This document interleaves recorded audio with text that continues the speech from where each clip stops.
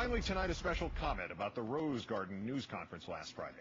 The President of the United States owes this country an apology.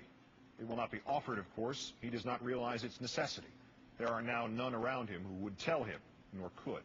The last of them, it appears, was the very man whose letter provoked the President into the conduct for which the apology is essential.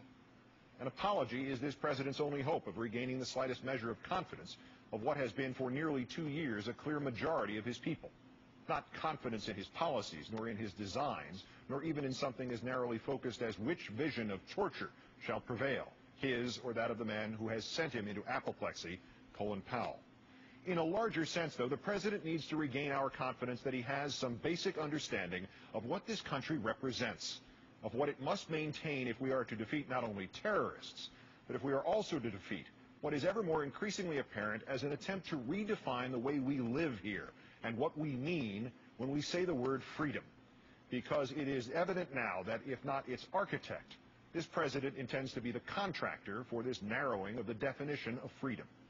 The President revealed this last Friday as he fairly spat through his teeth words of unrestrained fury directed at the man who was once the very symbol of his administration, who was once an ambassador from this administration to its critics, as he had once been an ambassador from the military to its critics. The former Secretary of State, Mr. Powell, had written simply and candidly and without anger that the world is beginning to doubt the moral basis of our fight against terrorism.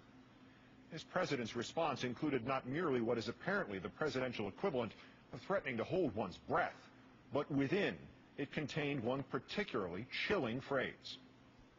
Mr. President, former Secretary of State Colin Powell says the world is beginning to doubt the moral basis of our fight against terrorism.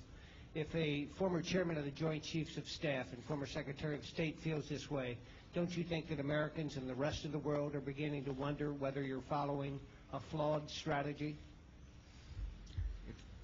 If there's any comparison between the compassion and decency of the American people and the terrorist tactics of extremists, it's flawed logic. I simply can't accept that. It's unacceptable to think that there's any kind of comparison between the behavior of the United States of America and the action of Islamic extremists who kill innocent women and children to achieve an objective.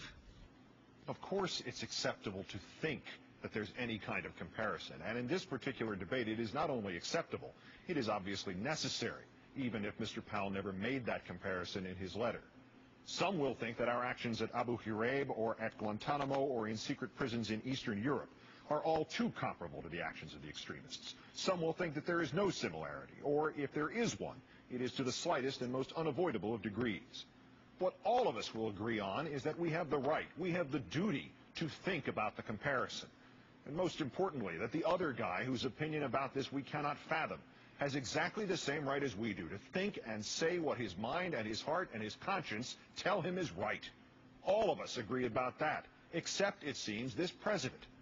With increasing rage, he and his administration have begun to tell us that we are not permitted to disagree with them, that we cannot be right, that Colin Powell cannot be right. And then there was that one most awful phrase.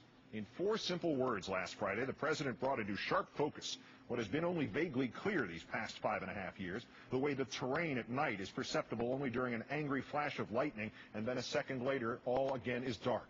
It's unacceptable to think, he said. It is never unacceptable to think. And when a president says thinking is unacceptable, even on one topic, even in the heat of the moment, even in the turning of a phrase extracted from its context, he takes us toward a new and fearful path, one heretofore the realm of science fiction authors and apocalyptic visionaries. That flash of lightning freezes at the distant horizon, and we can just make out a world in which authority can actually suggest it has become unacceptable to think. Thus, the lightning flash reveals not merely a president we have already seen, the one who believes he has a monopoly on current truth. It now shows us a president who has decided that of all our commanders-in-chief ever, he alone has had the knowledge necessary to alter and reshape our inalienable rights. This is a frightening and a dangerous delusion, Mr. President. If Mr. Powell's letter, cautionary, concerned, predominantly supportive, can induce from you such wrath and such intolerance, what would you say were this statement to be shouted to you by a reporter or written to you by a colleague? Governments are instituted among men deriving their just powers from the consent of the governed. That whenever any form of government becomes destructive of these ends, it is the right of the people to alter or to abolish it and to institute new government. Those incendiary thoughts came, of course, from a prior holder of your job, Mr. Bush. They were the words of Thomas Jefferson. He put them in the Declaration of Independence. Mr. Bush, what would you say to something that antithetical to the status quo just now? Would you call it unacceptable for Jefferson to think such things or to write them? Between your confidence in your infallibility, sir, and your demonizing of dissent, and now these rages better suited to a thwarted 3-year-old, you have left the unnerving sense of a White House coming unglued, a chilling suspicion that perhaps we have not seen the peak of the anger, that we can no longer forecast what next will be said to or about anyone who disagrees, or what will next be done to them. On this newscast last Friday, constitutional law professor Jonathan Turley of George Washington University suggested that at some point in the near future, some of the detainees transferred from secret CIA cells to Guantanamo will finally get to tell the Red Cross that they have indeed been tortured. Thus, the debate over the Geneva Conventions might not be about further interrogations of detainees, but about those already conducted and the possible liability of the administration for them. That certainly could explain Mr. Bush's fury, but that, at this point, is speculative. At least, though, it would provide an alternative possibility as to why the president's words were at such variance from the entire history of this country. For there needs to be some other explanation, Mr. Bush, than that you truly believe we should live in the United States of America in which a thought is unacceptable.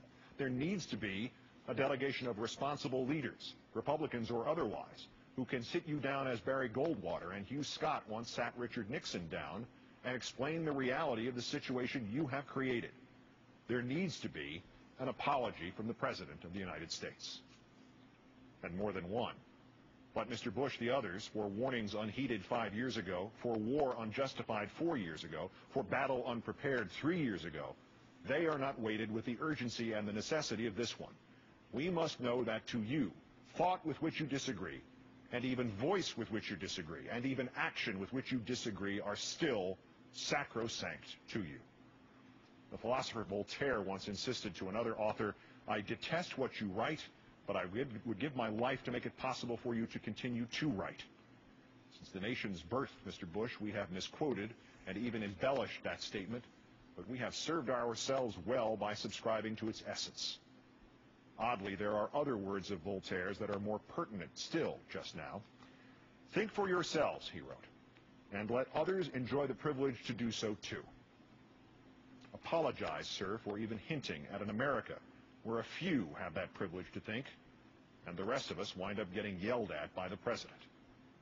Anything else, Mr. Bush, is truly unacceptable. I'm Keith Olbermann.